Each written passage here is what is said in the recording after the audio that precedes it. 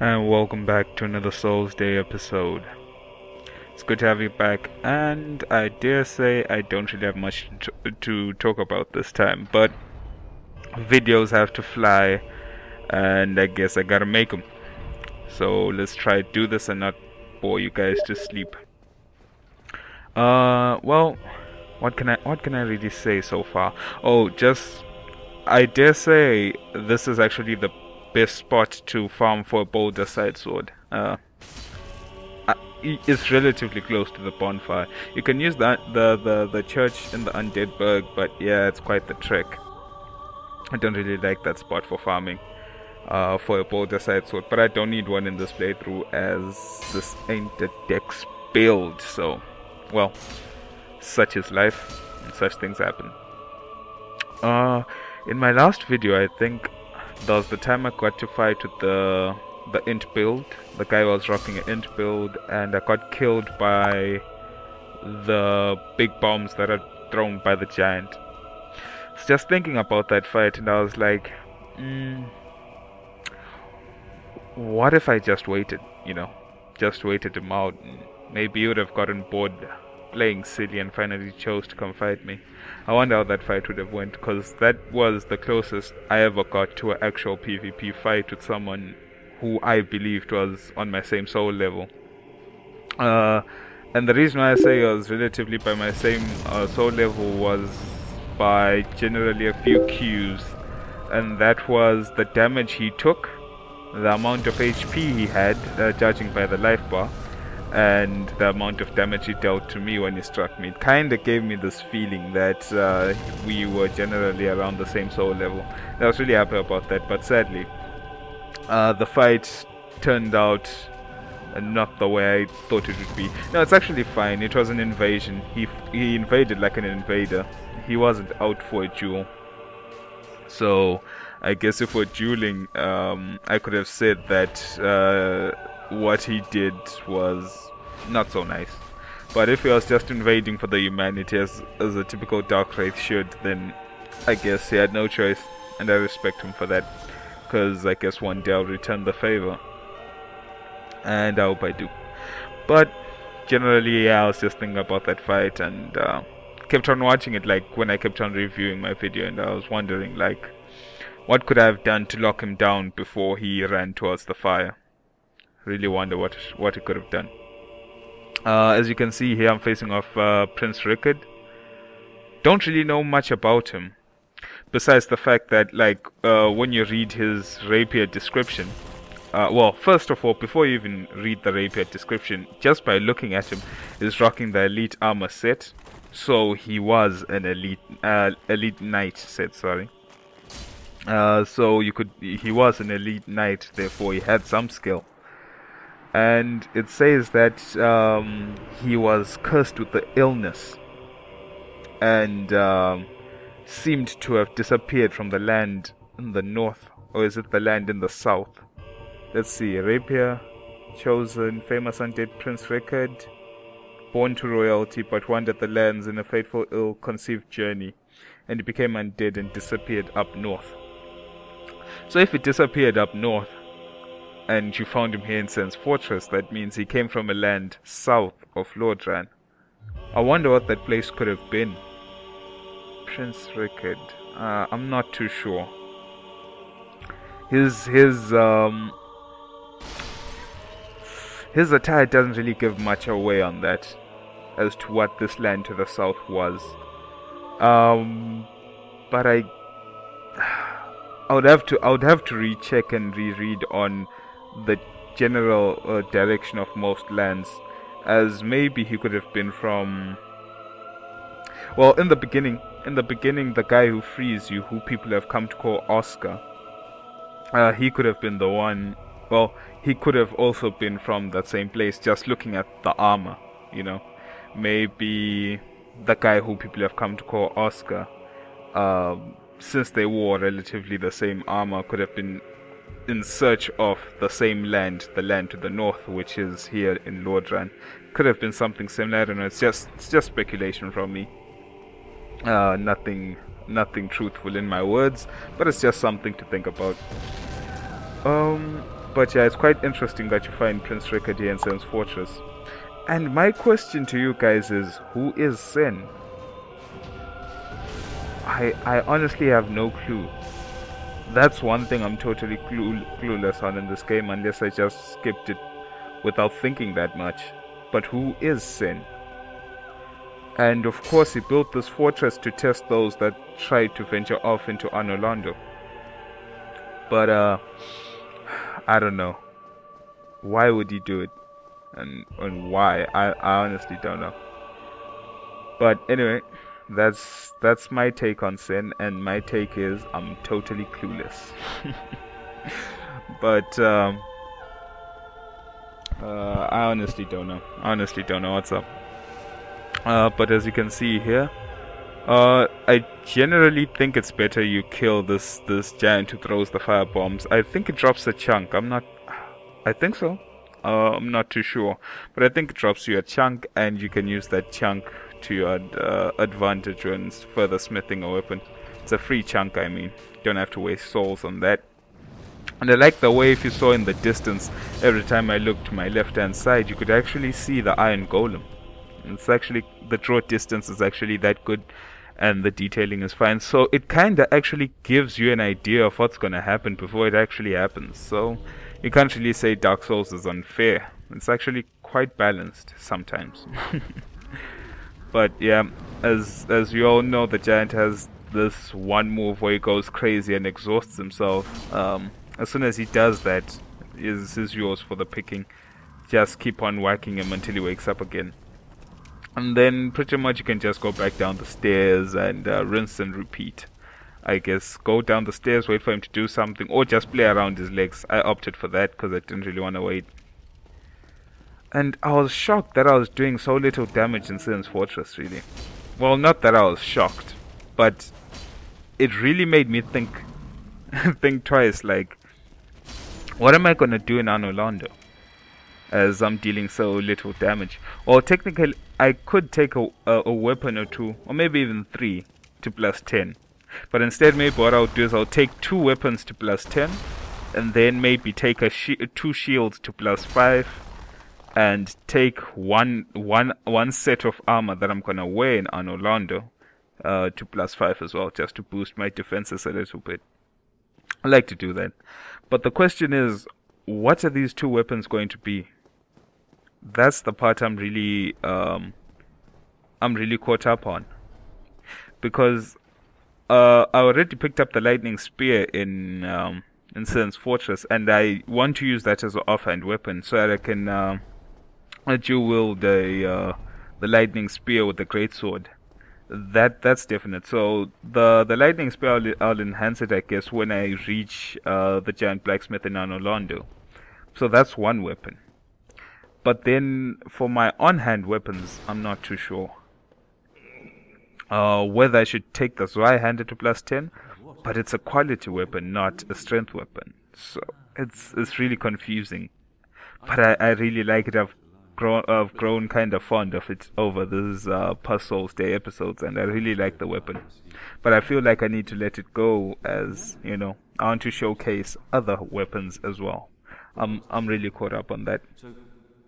As you can see, wait, let's see. End of story. You bloody fool. Let me give you a nibble of advice. Don't even consider visiting Anor Londo. Not in your state. For a century they've tried and failed. The Night King Rendell, Black-Iron Tarkus, and even Logan himself. You won't stand a chance. You'll be eaten alive. But I wonder why Night King Rendell would have wanted to go to Anor Londo. It says, okay, fine, we could understand that Seeker Logan wanted to go to Anor Londo because of the Duke's archives. That is a fact.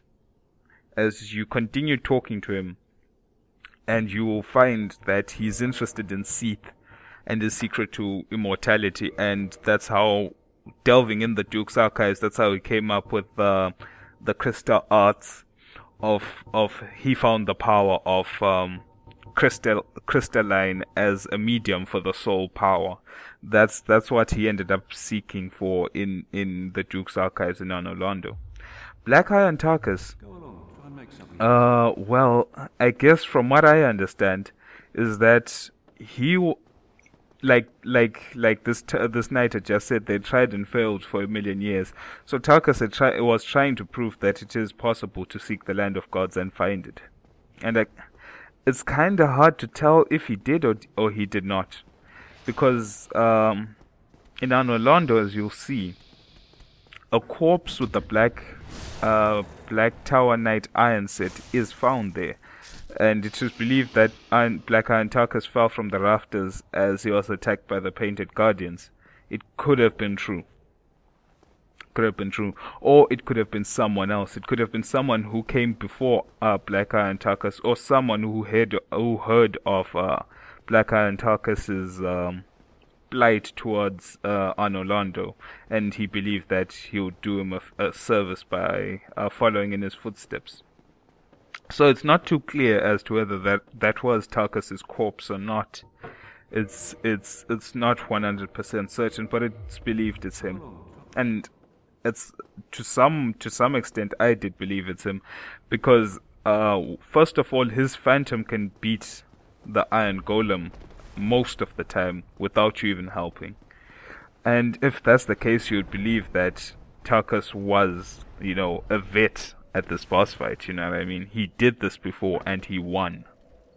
That's the story the Phantom tries to tell you, is that Tarkus took on the Golem and defeated it, and he defeated Sen's Fortress. That's what I would like to believe, I hope.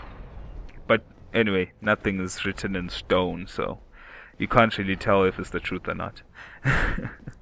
Just running around in circles wondering what I had to do. But then I think a thought came to mind and I was like, yo, let me go do something. I don't remember what I wanted to do. Was I looking for the cage key? Oh, yes. I remember that I hadn't killed the... what are those guys called? The Titanite demons in the lower oily area of Sen's Fortress, right by the first floor. So I thought to myself, I might as well go do it. It's not gonna take that long, I hope. Well, at least that's what I thought. 'Cause it was really a pain. It was really a pain taking out these guys, as there were so many unnecessary deaths, and I was actually quite angry that I never picked up the Man Serpent Greatsword. That's actually a problem. But anyway, I think I'll have to farm for it, as that's a great sword I need. There is no choice about that one. The Man Serpent Greatsword is a must. But yeah, I guess I'll have to go back to the parish bonfire and just keep on warping back and forth, kill, go back, kill, go back until the drop. I think actually what I'll do is, for the next vid when I take you guys to Anor Londo, I think I will rock the Man Serpent Greatsword. I'll definitely take that to +10. I guess it would be the next weapon I'm gonna use. I'm gonna do the Man Serpent Greatsword, I'm gonna do the Lightning Spear, Heater Shield, and my next armor set. So the Thief Mask is a definite, it's gonna be taken to +5, that's definite. But then the armor set I'm gonna wear in Anor Londo, I'm not too sure what that will be. But I guess the current armor set, which I've dubbed the Shadow Warrior, and that's the name I gave to this armor set I'm wearing. The Crimson Shadow Warrior. Yeah, I guess I'll take that to +5 just in case I want to wear it again, as it's technically my lightest armor combination. And which other armor combinations have I worn in the past? Let me try to remember one. Oh, there was the one I wore in Blighttown, which was like Bandit, the Thief Bandit, the Bandit. I'll just call it the Bandit, because either way, thieves and bandits kind of similar in a way. I guess I'll take that to +5 as well, as I might want to wear it again. Oh well, I guess the laser one that time. But whatever, who cares? such as the game. I've never had a Dark Souls playthrough where I didn't die. I don't think it's possible for me. Death is something that's gonna happen relatively most of the time. So the Bandit set I'll take to +5. This Crimson Shadow Warrior I'll take to +5. The Guardian set, which is going to probably be the heaviest / highest poise set I'm going to wear. It's like, yeah, for heavy sets, the Guardian set will be the heaviest I'll ever wear with no gloves. So I'll take that to +5 too. And hopefully, which armor set do I plan on wearing? I guess I'll have to do a certain combination with the dingy robes, but that I'll only be able to do when I get the set of favor. And which other set do I usually rock it with? I usually wear the dingy top, the helm of favor, the gloves of favor, and the elite knight bottoms. Looks decent. Yeah, but anyway, that I'll wear later on, maybe in the Painted World. That's what I wore in my last playthrough in the Painted World, and it was quite nice to see. I hope you guys enjoyed. I'll bring it up to you guys then. But yeah, I think before I record the next Souls Day episode, I think I'll just pay a visit to the forest, defend the forest from invaders, and I guess I'll have to kill the NPCs. Wow, that sucks. Nah, I don't think I'll do it. Forget it. I guess I won't do as much farming as I thought I would. I'll have to make a plan and find a different place to farm, as I just remembered that I need to keep Shiva alive until I forge the Chaos Blade. The reason why I need to keep Shiva alive for the Chaos Blade is for the hidden dialogue that he actually has with you if you go to the shop in Blighttown. And well, I guess I'll save that dialogue for later. But generally, what I need to do is I'll go to Ornalondo, I'll meet the giant, and probably after I'm done with Ornstein and Smoke, and I get the Ornstein and Smoke. When I beat them and get the Lord Vessel, I'll be able to further pursue Shiva's quest dialogue, the last bit of dialogue, the only reason I'm keeping him alive. Then I guess I'll kill him and get the shield and the Murakumo. I really like his shield, as it's got really good stability. I've come to believe, as when light enemies attack it, they generally rebound off that shield. Like, they bounce off the shield, no jokes. So I really like that shield. That's the shield I usually the one I usually use in the late game. That's like the heaviest shield I ever use. I don't really use that many shields. My best shields would have to be the Target Shield, the Heater Shield, the Grass Crest Shield, and that shield. I keep on forgetting its name, but I'll remember it. Those are like the shields I genuinely use. Outside of that, I usually dual wield. But yeah, I'm not really interested in any other shields besides those ones for now. But it'll be interesting to see. But generally, I think the direction of the rest of the Souls Day episodes would have to be Ornalondo, and then Blighttown, then the Painted World, and then let's see, after the Painted World, I guess I'll go to the Duke's Archives. From there, I guess I'll have to go to I'll hit the Catacombs, and then and then the Great Hollows, and then I'll see from there what's left to do. Oh, Lost Izalith, and then pretty much the final stretch towards the end of the game. It's still a long way from now. I dare say I might have to start making longer than half an hour or plus minus half an hour videos as to get more things done. As in half an hour, there's only so much I can do, considering, for example, the amount of times I die and I have to run things back and forth without the Lord Vessel. I think the videos will go a bit faster when I get the Lord Vessel. That's what I believe. But we'll see as it happens. And anyway, as I said, for this episode, I don't really have much to talk about, and that's why I'm kind of just talking to you guys about my plans and what I would like to do for the next videos. And if you find it interesting, or you find that it's better I do something else, I guess this will be a chance to get me up. If you don't, then I guess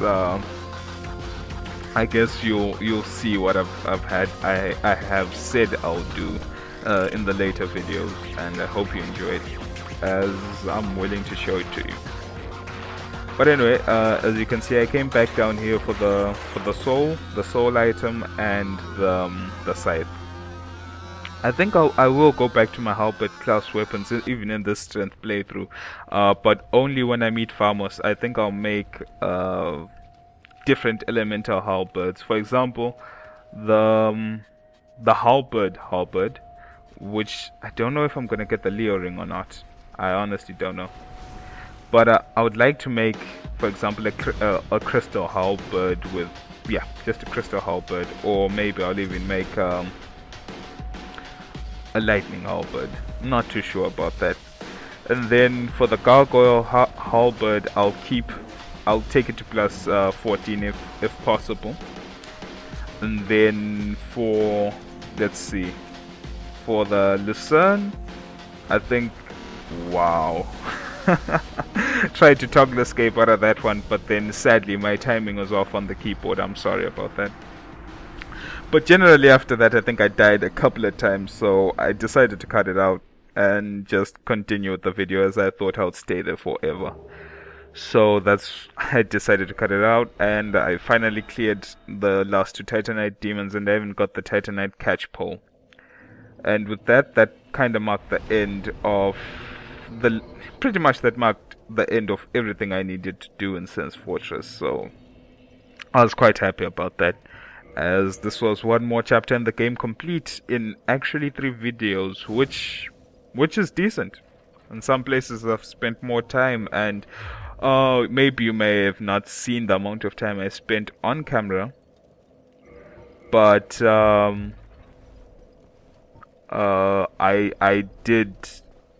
I did put in the work off camera, so it was kind of an issue. But anyway, now I'm off to the boss fight, and I guess just good talking to you. And I guess I'll walk you through the last few moments of the boss fight, what I was thinking about, and as we're all part of this great community of Dark Souls, I might as well share your thoughts on how I thought things out, and how I decided to fight the boss. Cue the awesome music. Here we go. I kind of like the fight with the Iron Golem, but I believe that it could have been a better boss fight. I believe it could have been really awesome. It could have been up there with like the Quelaag flipping bit of chaos boss fights, you know, where it's all hype and all action. It could have been really up there. But then they gave you 2 gimmicks really. Is that well, Iron Tarkus was the first gimmick they put that I feel kind of ruined. Oh, it's nice. You can actually see the church from up here. Anyway, Iron Tarkus was one gimmick that I think kind of ruined this boss fight, as Tarkus is relatively very good, a little bit too good sometimes, and it kind of made the fight easy. Of course, you can mess up and die. It's possible. I'm not saying that's impossible, but if you play your cards correctly, I think Tarkus really ruins the fight. So you can choose not to summon him, which is obviously a choice you can take. And the fact that you can stagger him and make him fall off the cliff, or just the general staggering of the boss, really didn't do it for me. And I believe like maybe the fight against the Iron Golem should have been on an open plane, and he should have been more mobile. Maybe had a few jumping moves to get him through places faster, and then he could be able to spam his that wind attacks with the Golem Axe, and then I think the fight would have been extremely awesome. I think it would have been high paced, high action, I dare say one day if I'm ever able to make some 3D videos and 3D design, I'll get to show you guys one day what I think the golem fight should have been all about. But anyway, that's just talk of the future. Whether I'll even remember or not is something else. So yeah, I believe that it should have been more mobile. He should spam his wind attack more often, and the stage should have been more open without the ability to stagger him onto his... Well, I guess you could stagger him and make him fall, but not off the stage, as the stage would have been an open stage. But as you can see, it's really the design on the armor is really top class. The golem armor is really good, and I'm looking forward to using the lower body piece of the golem armor set, as most of the pieces have very decent poise. Or I could use the helm to cover up my disgusting hollowed out face. But anyway, that was the end of Sen's Fortress. Goodbye, Tarkus. And I guess I'll see you guys later in another episode of the Souls Day. Thanks for listening in, and I'll check you guys soon. See ya.